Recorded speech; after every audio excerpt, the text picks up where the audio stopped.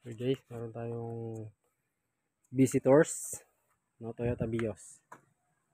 No. Sheesh, lumang bago. Anyways, testingin natin yung pressure nito. No, kasi hard starting siya.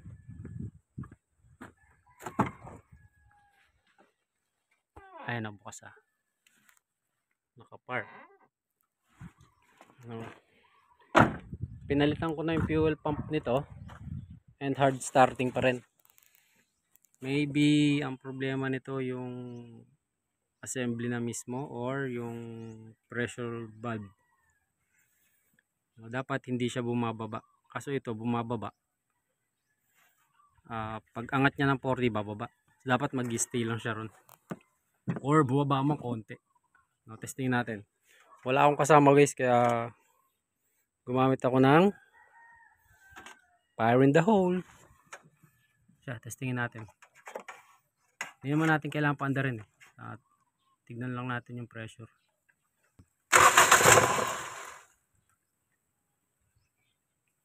Ayun o, bumabagsak o. Bumili muna tayo ng surplus. No, ito yung sira eh.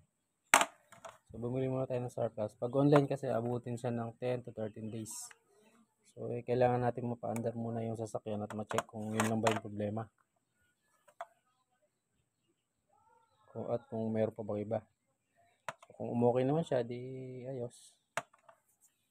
No, so surplus lang muna. So ikakabit natin dito. So pagkakabit niyan, madali lang. Susuksok mo lang to ron. Pero bago mo isuksok, lagyan mo ng pampadulas. Yung iba grasa nilalagay. Yung iba lang is, pero mas maganda tong Vaseline, no? Petroleum jelly. So ganun lang. Ito yan. Lagyan mo lang pera mo. So siguro din iniisip nyo paano ko nalaman kung goods to hindi, no? Sipsipin mo lang. Sipsipin mo lang. Kapag sinipsip mo, dapat walang hangin na pumapasok. Bawa sinipsip mo, tapos ilagay mo yung dila mo rito, dapat sasabit siya. So pakita ko. Ito yung luma. Wala oh.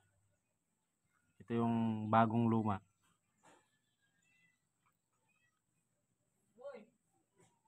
Ayan oh.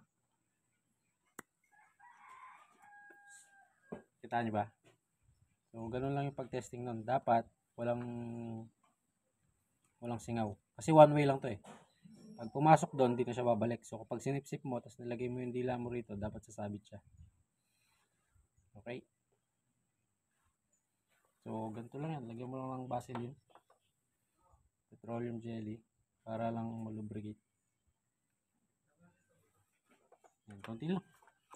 Mga kailangan marami. Tapos susok mo lang dito. Para lang hindi siya hindi siya maganit ilagay. Tapos yun lang. Tapos lagay mo na to. Lock niya.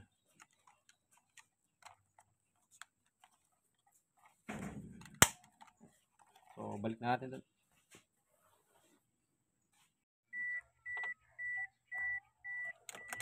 Okay, on natin yung susi.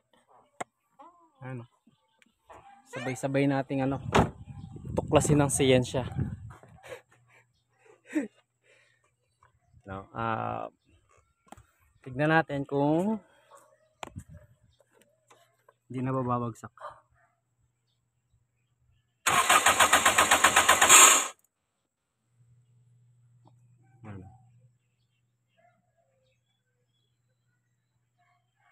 So bumababa pa rin.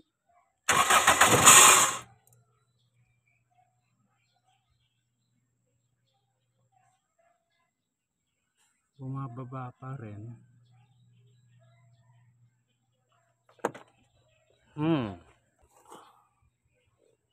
Ayun o, wala namang yung tagas.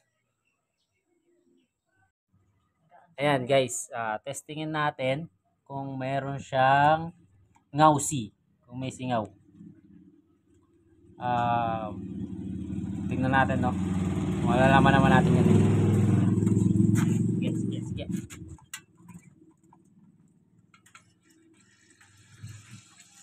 Hop! Nakita nyo ba? Bumula. Ayun yung sirit, oh. Dapat wala siyang sirit doon. Nakita nyo yung sirit? Ayun, oh. Teka, wait. Ano ba ipapakita nung mas malapit? Ulit. Isa pa. Hop! Ayun, oh. Nakita nyo ba? Tingnan, lapit mo. Tutok mo doon sa may ano. Ayan, oh. Ayan.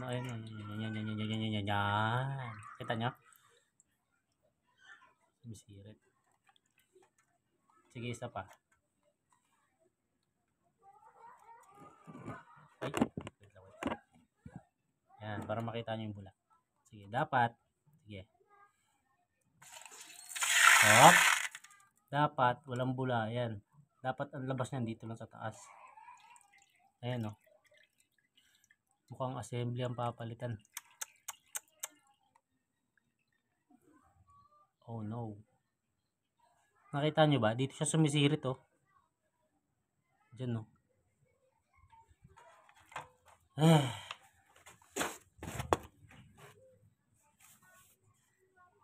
Oh siya. Walang no choice. So, try natin paanda rin, no? Nalobat kasi kaya gano'n. Ayun, oh. Hindi na siya bumabalik pressure, hindi kagaya dati. So, pina-charge ko. So, tignan natin. Try natin paanda rin.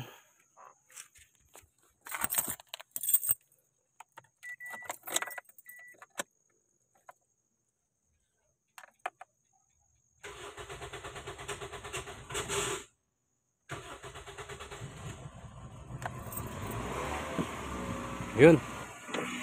Mandar din. Ayun na yung pressure niya, oh.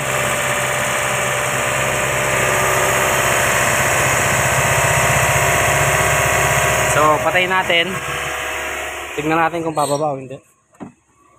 Tignan natin kung bababa o hindi.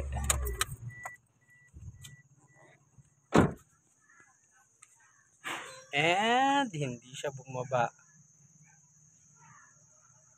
No, hindi siya bumaba. So, ibig sabihin, good yung injector niya. Yung problema. Walang tumatagas. And okay na rin yung fuel pump assembly niya. So, balik na natin sa dati. Para matapos na to. Alright. So, bukasin ko lang,